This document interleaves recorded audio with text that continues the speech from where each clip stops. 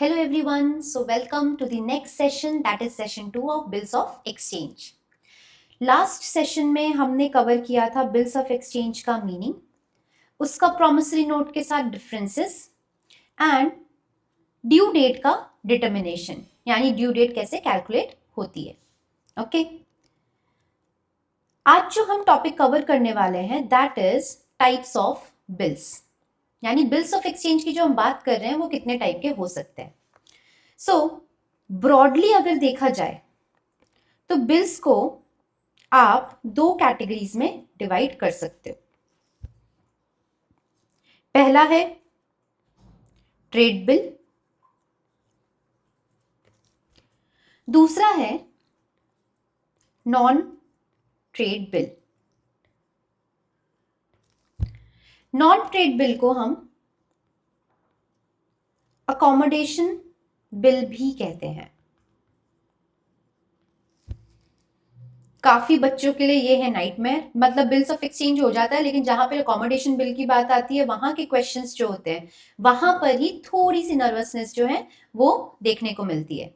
Okay, अभी फिलहाल तो हम बेसिक्स पढ़ रहे हैं, यानी कि ओवरव्यू देख रहे हैं कि इसका मतलब क्या है, बट इसका अकाउंटिंग ट्रीटमेंट भी हमें कवर करना है, जो कि हम आगे जैसे जैसे बढ़ते जाएंगे आगे के सेशंस में इसका कवरेज हम करेंगे. ओके, सो ट्रेड बिल का मतलब हो गया जहां पर एक्चुअल सेल और परचेज इन्वॉल्व है.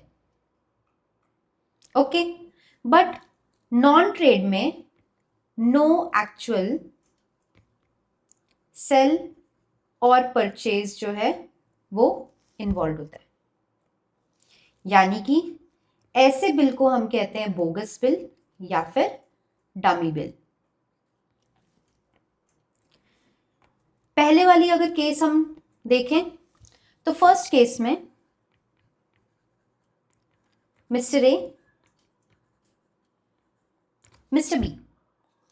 मिस्टर ए ने मिस्टर बी को कुछ गुड्स जो हैं वो बेचे उन्होंने 1,00,000 के. मिस्टर बी ने कहा कि मैं अभी पे नहीं कर सकता, मैं आपको 3 महीने के बाद पे कर दूंगा. तो अब मिस्टर ए ने क्या किया, मिस्टर ए ने बनाया बिल, ये बिल दिया मिस्टर बी को, मिस्टर बी ने किया एक्सेप्ट और ये इनके लिए बन गया बीपी और ये बिल इनके लिए बन गया बीआर, यानी बिल्स रिसीवेबल और बिल पेबल. ठीक, बट यहां पर एक्चुअल गुड्स जो है उसका सेल हुआ, करेक्ट, यानी कोई चीज डमी या बोगस तो नहीं है यहां पे, राइट. तो जहां पे एक्चुअल सेल और परचेज इन्वॉल्व है, यानी ये बिल बनाया क्यों, ट्रेड को एक तरह से एनकरेज करने के लिए. ओके, तो इसलिए हम इसको कहते हैं ट्रेड बिल. इस केस में हमारे पास जो एंट्री होगी वो हो जाएगी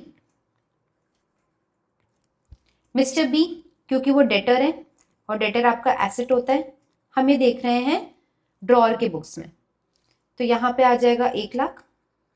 इसके अगेंस्ट आपने एक लाइबिलिटी क्रिएट की, सॉरी, ये आपकी लाइबिलिटी डेटर्स जो है किसकी वजह से क्रिएट हुए, सेल्स की वजह से, तो ये आ गया आपका 1,00,000. नेक्स्ट, अब मिस्टर बी जो है, ये जो डेटर्स है इनको आपने आपके एसेट्स में कन्वर्ट कर दिया, बट अब ये एसेट्स कौन से हैं, बिल्स रिसीवेबल. तो मिस्टर बी जो है, ये मिस्टर बी अब कैंसिल हो जाएंगे और ये कन्वर्ट हो जाएंगे किसमें, आपके बिल्स रिसीवेबल में.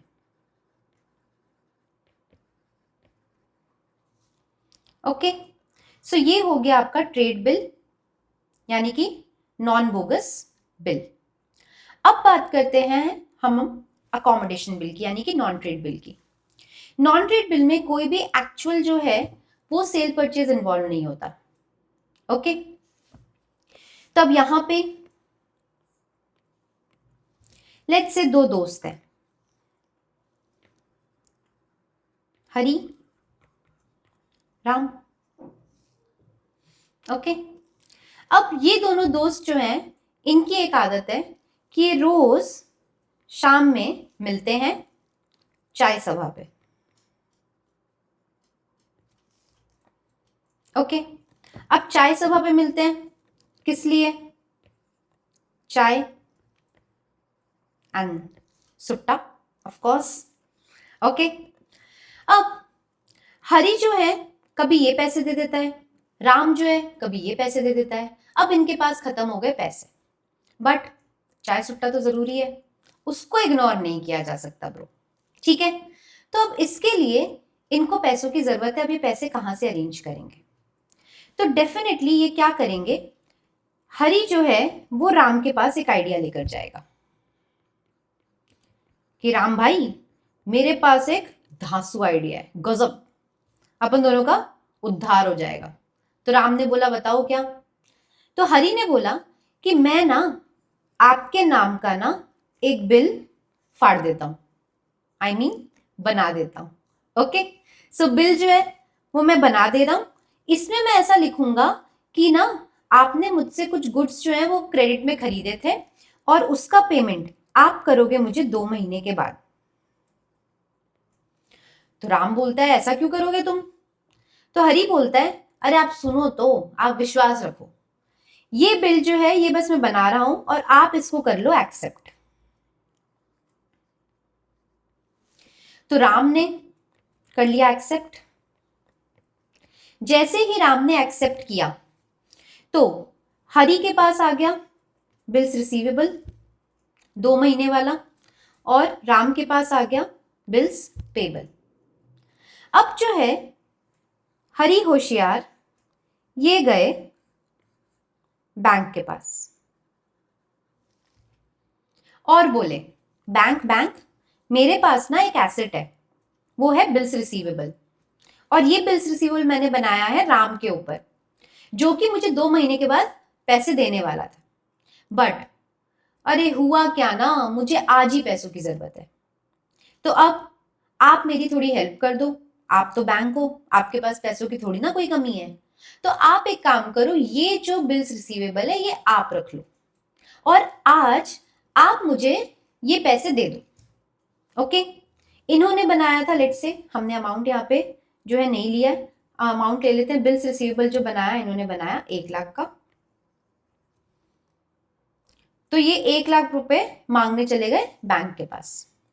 तो बैंक ने बोला कि ठीक है कोई बात नहीं, ये बिल्स रिसीवेबल आप हमें दे दो, 2 महीने के बाद जब ड्यू डेट आएगी तो हम राम के पास जाएंगे और उससे पैसे ले लेंगे। अभी जो है अभी आपको जरूरत है तो आप ले लो, हम आपको दे देते हैं। बट आज मैं आपको 1 लाख दे रहा हूं, आपको ये 1 लाख 2 महीने बाद मिलने वाले थे, राइट? तो 2 महीने का इस पैसे का कोई टाइम वैल्यू है? डेफिनेटली है। तो मैं आपको पूरे 1 लाख तो नहीं दूंगा, मैं कुछ चार्जेस इसमें से जरूर कट करूंगा। तो बैंक क्या करेगी, बैंक ने कहा कि मैं इसमें से 10,000 रुपए जो है वो चार्जेस जो है उसको डिडक्ट करके फिर पैसा आपको दूंगा, मंजूर है तो बोलो। तो मरता क्या नहीं करता। ओके, तो उन्होंने कहा हरि ने कि ठीक है 90,000 बहुत है, आप दे दो, मेरा काम हो जाएगा। तो बैंक ने इसको 90,000 जो है वो दे दिए। ठीक, 10,000 काट लिए। ये जो प्रोसेस है जहां पर ड्रॉर जो है वो बैंक के पास जाता है बिल्स लेकर, उसको बिल्स रिसीवेबल देता है और उसको कहता है कि ड्यू डेट जब आएगी तब आप जाकर पेयर जो है यानी ड्रॉई जो है उससे आप पेमेंट ले लेना, अभी आप मुझे पे कर दो। ये जो पूरा प्रोसेस है, जब बैंक बात मान ले और अपने चार्जेस कट करके उसको पैसा रिलीज कर दे, इस प्रोसेस को हम कहते हैं डिस्काउंटिंग ऑफ बिल। और जो चार्जेस बैंक ने काटा है उसको हम कहते हैं डिस्काउंटिंग के चार्जेस। ठीक है, तो अब पैसा किसके पास आ गया? हरि के पास। हरि अभी 90,000 रुपए लेकर गया और राम को बोला कि आजा भाई चाय सुट्टा के लिए, अब जो है अब पैसे का अरेंजमेंट हो गया है। जब राम आया तो राम को पता चला कि अरे वाह 90,000 तो मिल गए, तो हरि ने उसको पूरा मामला समझा दिया। यहां पे जो बिल बनाया क्या वो एक्चुअल ट्रेड हुआ? नहीं हुआ, राइट? ना एक्चुअल परचेज हुआ, ना एक्चुअल सेल हुआ। एक डमी या फेक या बोगस जो है वो बिल बनाया दो दोस्तों ने बनाया। तो इन दोस्तों ने अपने नीड्स को अकोमोडेट करने के पर्पज से यहाँ पे एक म्यूचुअल बिल बनाया, जिसका बेनिफिट उन्होंने जो है बैंक से ले लिया। ठीक। नाउ एक क्वेश्चन यहाँ पे ये आता है कि ड्यू डेट तो आएगी, यानी 2 महीने खत्म तो होंगे, बैंक कहाँ पहुंचेंगे? राम के पास, और राम से क्या मांगेंगे? पैसा, कि अब जो है पैसा अब तुम लौटाओ। तो अब ये राम कहां से पैसा देगा, क्योंकि पैसा तो दोनों के पास नहीं है। ठीक।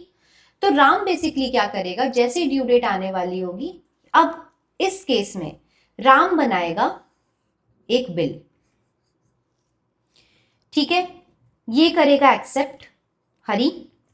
तो अब इसके पास हो गया बिल्स रिसीवेबल और इसके पास हो गया बिल्स पेबल।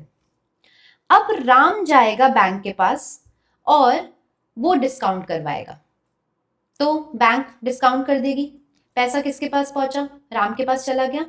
अब जब बैंक उसके पास जाएगी तो वो पेमेंट कर सकता है डेफिनेटली। ठीक है, जो भी अमाउंट बैंक से डिस्काउंट किया जाएगा वो हरी और राम ये अपने अपने नीड के हिसाब से इसको बांटेंगे। ओके, तो जब हम बिल्स बनाते हैं जिसका पर्पस ट्रेड करना नहीं है, बल्कि जो नीड्स हैं बिटवीन फैमिलीज, फ्रेंड्स, तो वो नीड्स को अकोमोडेट करने के पर्पज से हम बनाते हैं काइंड ऑफ बोगस बिल, उसको हम कहते हैं अकोमोडेशन बिल। ओके, इसका कॉन्सेप्ट जो है, इसकी अकाउंटिंग ट्रीटमेंट आपके कोर्स में है, तो हमें डेफिनेटली इसको भी कवर करना है। ठीक, तो 2 पार्ट्स हमने पढ़े, trade bill, non trade bill. अब ट्रेड बिल जो है उसके फर्दर जो है 3 टाइप्स हो सकते हैं।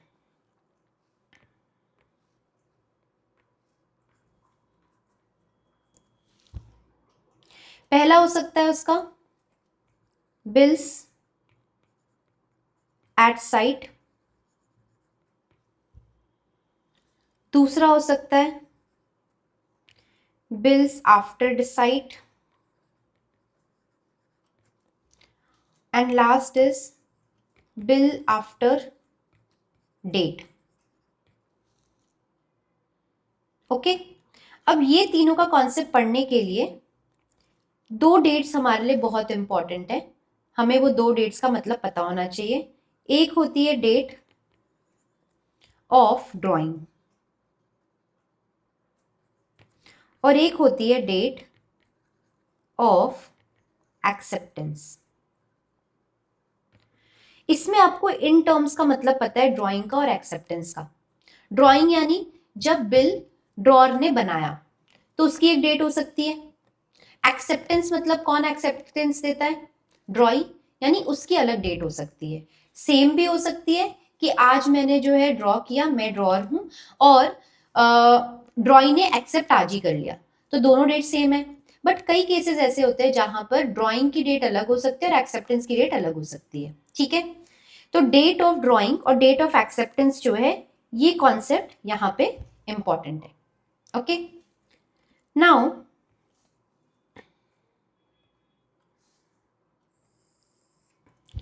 एक टाइमलाइन देखते हैं।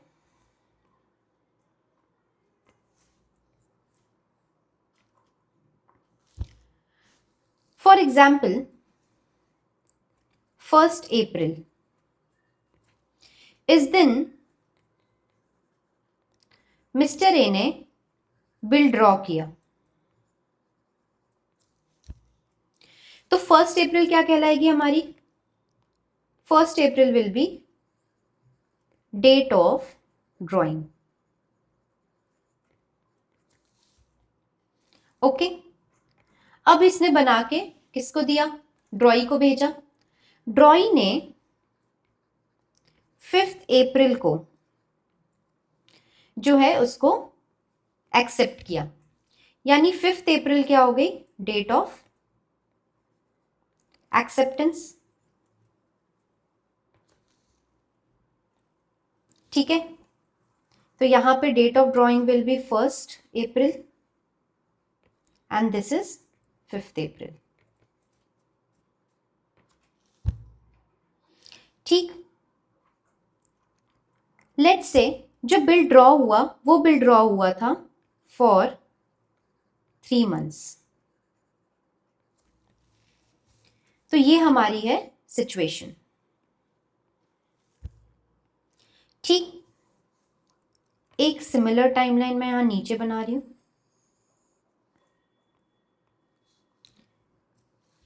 मतलब एक तारीख मेरी यहां फॉल कर रही है, दूसरी तारीख मेरी यहां फॉल कर रही है, date of drawing and date of acceptance. जब मैं ये जो 3 महीने हैं, ये 3 महीने मैं यहां से काउंट करूं, यानी डेट ऑफ ड्रॉइंग से, तो ये हमारा एक केस हो सकता है। दूसरा, जब मैं 3 महीने इस पॉइंट से कैलकुलेट करूं, यानी डेट ऑफ एक्सेप्टेंस, तो ये हमारा एक दूसरा केस हो सकता है। अब हमने यहाँ पे 3 टाइप ऑफ बिल्स लिखे हैं, bills at sight, bills after sight and bill after date. Okay, bills at sight का मतलब हो गया बिल ऑन डिमांड या फिर बिल ऑन प्रेजेंटेशन। ठीक है, यानी इस टाइप ऑफ बिल में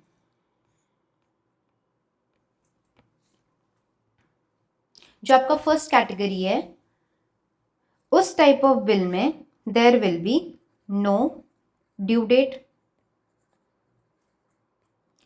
जब बोला जाएगा, डिमांड किया जाएगा, उस टाइम पे बिल का पेमेंट करना पड़ेगा। Okay, so no due date means no time period. Time period नहीं है तो ग्रेस पीरियड भी नहीं होगा, क्योंकि ड्यू डेट ही नहीं है ना। ग्रेस पीरियड कहाँ आता है? It always comes with the concept of due date. तो ड्यू डेट है ही नहीं तो ग्रेस पीरियड भी नहीं मिलेगा, यानी जिस दिन मैंने बोला कि मुझे पैसे चाहिए, उस दिन पैसे देने पड़ेंगे। आप ये नहीं कह सकते कि 3 दिन और एक्स्ट्रा दो उसके बाद देंगे। ठीक है, ऑन डिमांड पेमेंट होती है।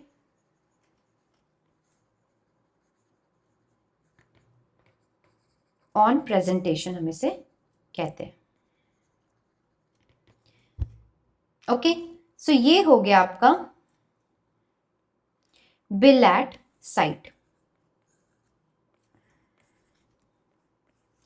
ओके, थर्ड आ जाते हैं बिल आफ्टर, सॉरी सेकंड आ जाते हैं bill after site.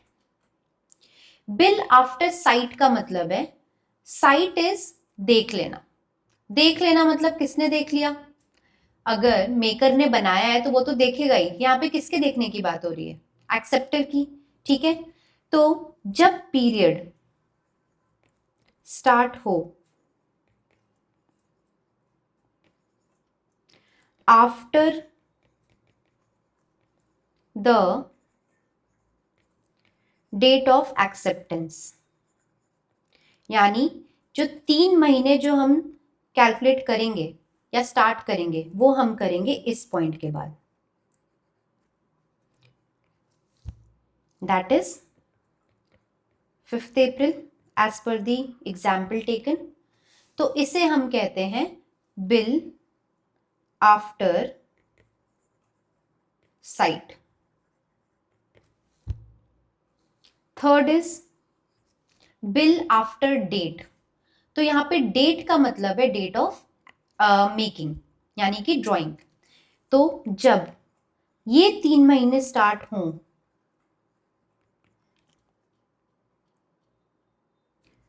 After the date of drawing, that is ये वाली तारीख 1st अप्रैल, तो इसे हम कहते हैं bill after date. Okay, so basically ये 3 टाइप ऑफ बिल्स हैं। आपको क्वेश्चन में देखना पड़ेगा कि कौन से टाइप की बात हो रही है, क्योंकि उसी पे आपका ड्यू डेट डिपेंड करता है। ठीक है, क्योंकि 3 महीने जो कैलकुलेट करने हैं, आपको कहां से कैलकुलेट करने हैं, ये इंपॉर्टेंट है। ठीक, तो टाइप ऑफ बिल में हमने क्या देखा? Broad category trade bill, non trade bill. Trade bill के अंदर फिर 3 categories, bill at sight, bill after sight and bill after date. अब एक टाइप जो है वो और है, that is foreign bills of exchange.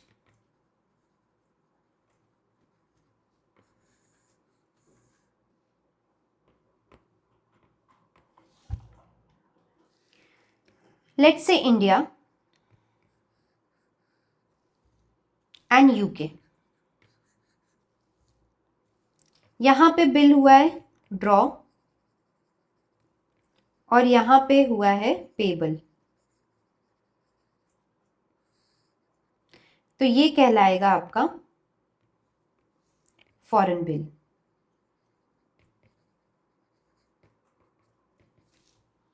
Okay, यानी कि जब दो अलग अलग कंट्रीज में बिल जो है उसका एक्सचेंज हुआ हो। फिर है इंडिया एंड यूके। यूके में बिल ड्रॉ हुआ लेकिन पेबल जो है वो इंडिया में है,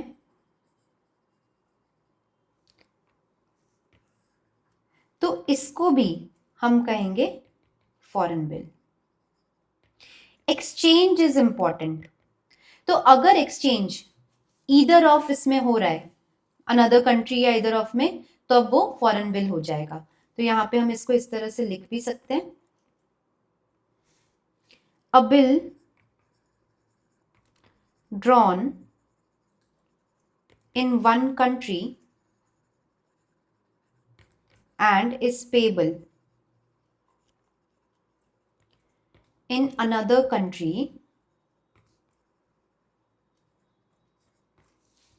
ओके, तो ये होता है आपका फॉरेन बिल।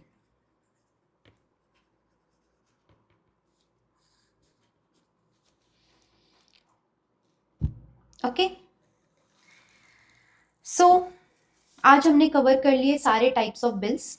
अब नेक्स्ट टॉपिक जो हम नेक्स्ट सेशन में कवर करेंगे that will be important events या सिचुएशंस